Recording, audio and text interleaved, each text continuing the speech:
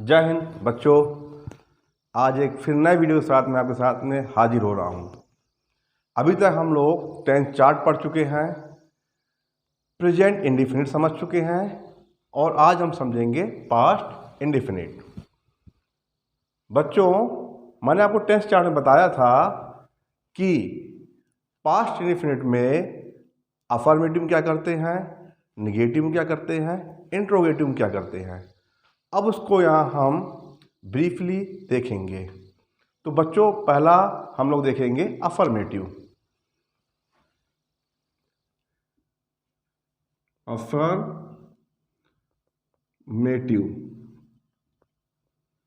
तो बच्चों, मैंने आपको टेस्ट चार्ट में कहा था कि अफर्मेटिव में पास्ट इंडेफिनिट में हम लोग सेकंड फॉर्म लगाते हैं। क्या लगाते हैं?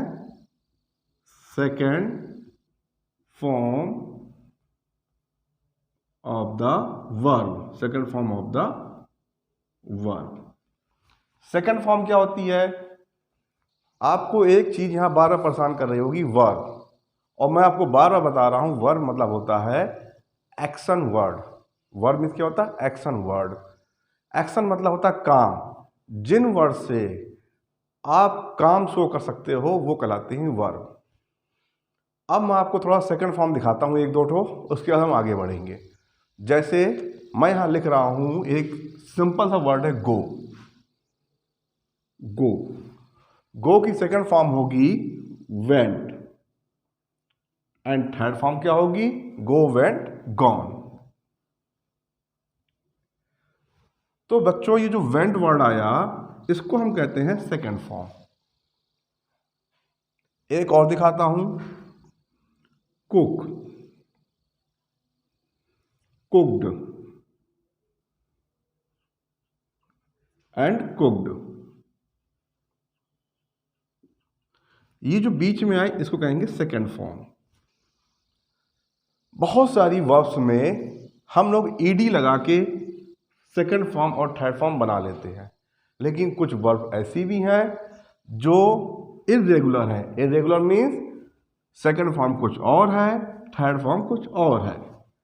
इसको मैं आपको जब मैं मीनिंग क्लास की वीडियो अपलोड करूंगा वहां पे समझा दूंगा। तो इतना मैं आशा करता हूँ इतना आपको समझ में आ गया होगा। तो हमको इस सेंटेंस में, इस टेंस में सेकंड फॉर्म हमको यूज करनी है। ओके। तो बच्चों, सेकंड फॉर्म आपको समझ में आ गई होगी। चलिए हम देखते हैं कुछ सेंटेंस। सेंटेंस में हम सब्जेक्ट लेंगे और साथ में हम वर्ब लेंगे, और इस बार कोशिश करेंगे साथ में ऑब्जेक्ट भी आ जाए। क्या क्या आ जाए? सब्जेक्ट प्लस सेकंड फॉर्म और प्लस ऑब्जेक्ट। तो हम तीन चीजें यहां लेके चलेंगे। सब्जेक्ट हमने लिया, सब्जेक्ट हमने लिया राजू। राजू। वर्ब, वर्ब मतलब एक्शन वर्ड। तो एक्शन वर्ड क्या लेते हैं हम लोग? एक्शन वर्ड लेते हैं कुक। कुक की सेकंड फॉर्म होगी कुक्ड। तो राजू कुक्ड। और साथ में हमको एक ऑब्जेक्ट जोड़ना है। तो ऑब्जेक्ट हम ले रहे हैं राजू कुक्ड द फूड। देखिए बच्चों, राजू हमारा सब्जेक्ट है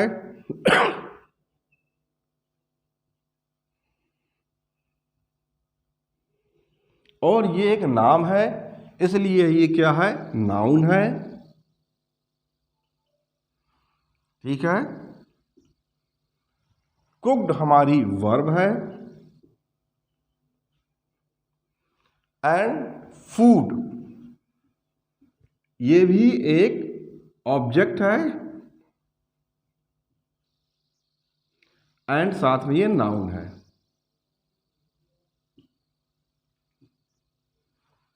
आपने देखा सेंटेंस में राजू नाउन है, कुक्ड वर्ब है और फूड नाउन है। तो ये दा क्या है? द आर्टिकल है। देखिए मैं आपको एक चीज़ सिखाता जा रहा हूँ यहाँ पे, जैसे से हम पढ़ते जाएंगे तो हम क्या सिखाते जा रहे हैं, आपको सेंटेंस में हर एक वर्ड के बारे में बताता जा रहा हूँ। तो इससे आप ये भी समझने की कोशिश करिए कि राजू क्या है, नाउन पार्ट ऑफ स्पीच में, कुक्ड क्या है, वर्ब, फूड क्या है, ऑब्जेक्ट तो है, साथ में नाउन, और जो द आया ये आर्टिकल। इतनी बात आपको समझ में आ गई होगी। अब देखिए आगे, प्यारे बच्चों, हम लोग फिर एक नया सेंटेंस लेंगे और वहां को समझने की कोशिश करेंगे। अब यहां पे हम सब्जेक्ट ले रहे हैं ही। ही के बाद मैंने अभी आपको सिखाया गो, वेंट, गॉन। तो वेंट क्या है हमारा, वेंट है हमारा second form of the verb. तो ही वेंट। और मैंने जैसा कि आपसे कह रखा है, इसमें मैं एक ऑब्जेक्ट भी मेंशन करूंगा। तो ही वेंट टू, कुछ भी लिख सकते हो जहां मन करे आपका, होम। तो प्यारे बच्चों देखिए, सब्जेक्ट,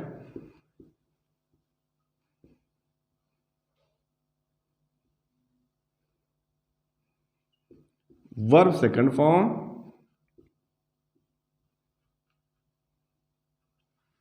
एंड होम ऑब्जेक्ट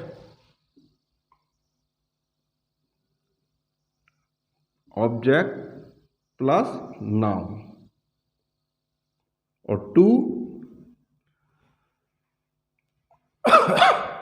इसके पहले सेंटेंस में जो द आया था वो आर्टिकल था। इस सेंटेंस में टू प्रीपोजिशन। टू क्या है, प्रीपोजिशन।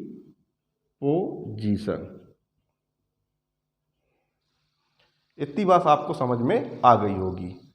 जब हम पार्ट ऑफ स्पीच पढ़ेंगे तब हम जानेंगे प्रीपोजिशन क्या होते हैं, नाउन क्या होता है। वैसे बीच बीच में आपको थोड़ी थोड़ी बातें बताता जाऊंगा। और ये देखिए कि यहाँ नई चीज आई है, ही। तो क्या ये ही नाउन है? नहीं, ये प्रोनाउन है। क्या है ये? प्रोनाउन। ठीक है, प्रोनाउन क्या होता है? तो ये पार्ट ऑफ स्पीच होता है। जब हम लोग पार्ट ऑफ स्पीच में पहुंचेंगे तो आपको वहां पर मैं बहुत अच्छे से इसको बताऊंगा। ठीक है प्यारे बच्चों, इतनी बातें समझ में आ गई होंगी। अब हम लोग आते हैं निगेटिव सेंटेंस में। निगेटिव सेंटेंस में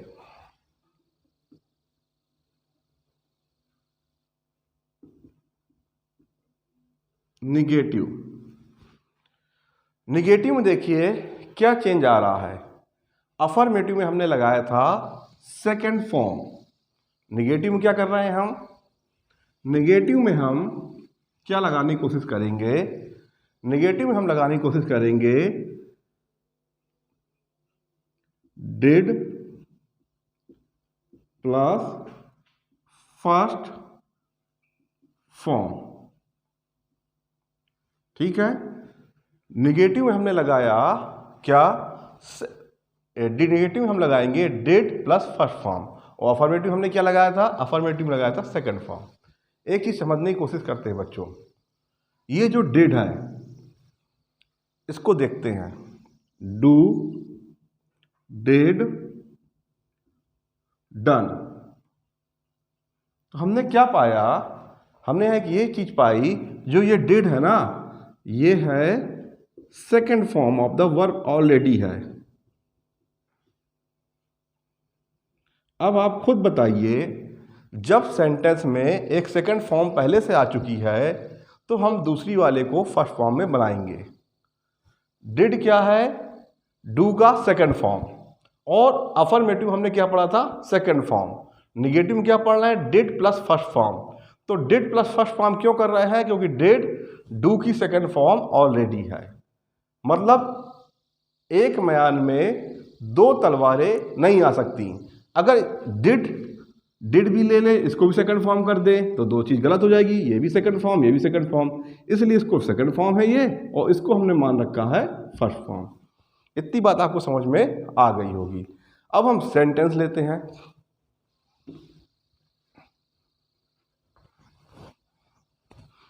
सेंटेंस क्या है?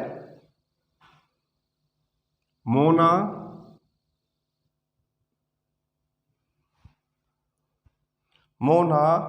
अब हमें नेगेटिव बनाना है, तो नेगेटिव में डिड, और मैंने आपको प्रेजेंट इंडेफिनिट में सिखाया था कि नेगेटिव बनाने के लिए नॉट का यूज करते हैं। तो मोना डिड नॉट, और एक वर्ब चाहिए, तो इस बार हम नई वर्ब लेते हैं कम की सेकंड फॉर्म होती है कैम, CAME, लेकिन यहां पे डिड लगा रखा है हमने, इसलिए हमने लिया कम। ये फर्स्ट फॉर्म है। तो मोना डिड नॉट कम माई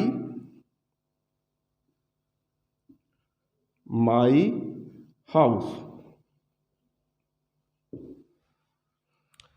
देखिए बच्चों, नॉट की वजह से सेंटेंस हो गया नेगेटिव, और क्योंकि ये पास्ट इंडेफिनिट है, नेगेटिव है, तो डिड के साथ नॉट आएगा। तो Mona did not come my house. इतनी बात आपके समझ में आ गई होगी। चलिए अब देखते हैं इंट्रोगेटिव।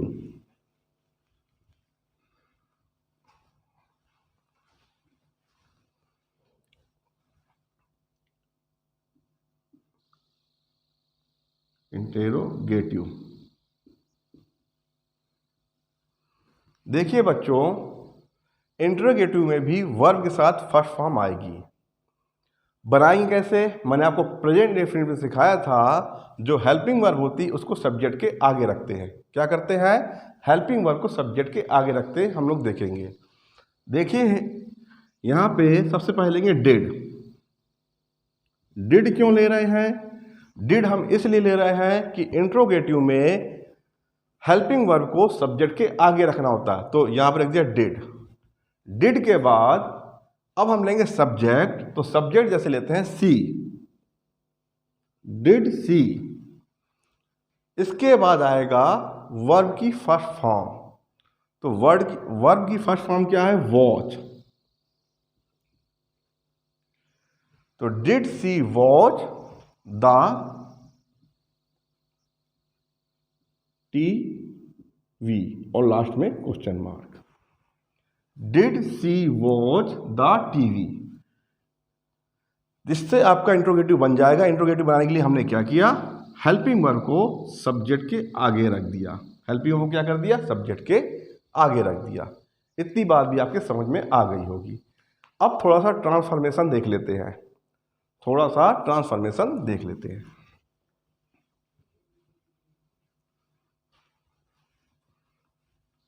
ट्रांसफॉर्मेशन क्या है बच्चों?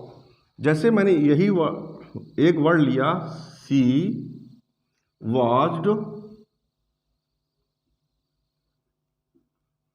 टीवी।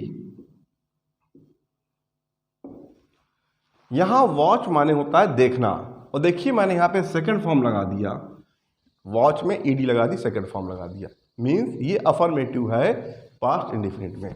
अब इसका हम ट्रांसफॉर्मेशन करेंगे, मतलब इसको हम बदलना चाहते हैं निगेटिव में। किसे बदलना चाहते हैं?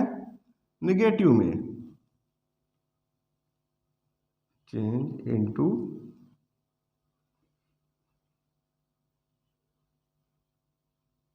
निगेटिव।